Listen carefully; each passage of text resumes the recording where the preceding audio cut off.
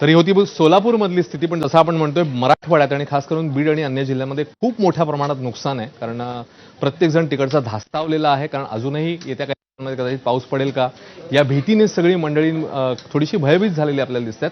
आणि इकडे मी आता आउटपुट डेस्क आहे आपला, झिपावरचं काम सुरू आहे. पूर्वी देखील तिकडे बिझी आहे पुढच्या सगळ्या तयारीमध्ये. आणि माझे दोन सहकारी आहेत जे मराठवाड्यातलं प्रतिनिधित्व करतात. मी त्यांच्याकडे जाणार आहे खास करून आज, कारण हे जे काही दिवस आहेत त्या दोघांसाठी खूप इमोशनल आहेत. कारण ती मंडळी आहे मुंबईत, पण त्यांच्या मनात नक्की धाकधूक असणार. संदीप, बीडचं प्रतिनिधित्व तुम्ही करता. बीड आणि एकूणात आपण बघितलं प्रचंड प्रमाणात नुकसान झालेलं आहे.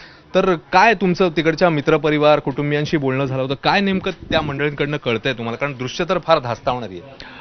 बीड जिल्ह्यानं कधीही अशा पद्धतीचा पाऊस पाहिला नव्हता.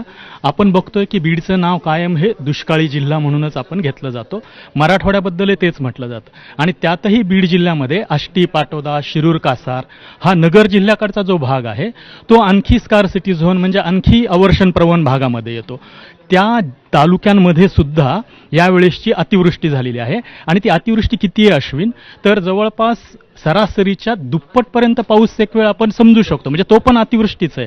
पण ह्या तालुक्यांमध्ये बरेच मंडळ किंवा तहसील असे आहेत, सर्कल असे आहेत की जिथं तिप्पट सरासरीच्या पाऊस झालेला आहे. काही नावं फक्त मी बीडकरांसाठी ते महत्वाचे आहेत म्हणून फक्त मी काही नावं घेतो अश्विन, की रेवकी, तलवाडा, उमापूर, शिरूर कासा, रायमो, मांजरसुंबा, धोंडराई, लिंबा गणेश, थेरला, धानोरा, गेवराई. तर ह्या सर्कलमध्ये 300 मिलीमीटर पाऊस म्हणजे 139-125 मिलीमीटर तिथली सरासरी आहे.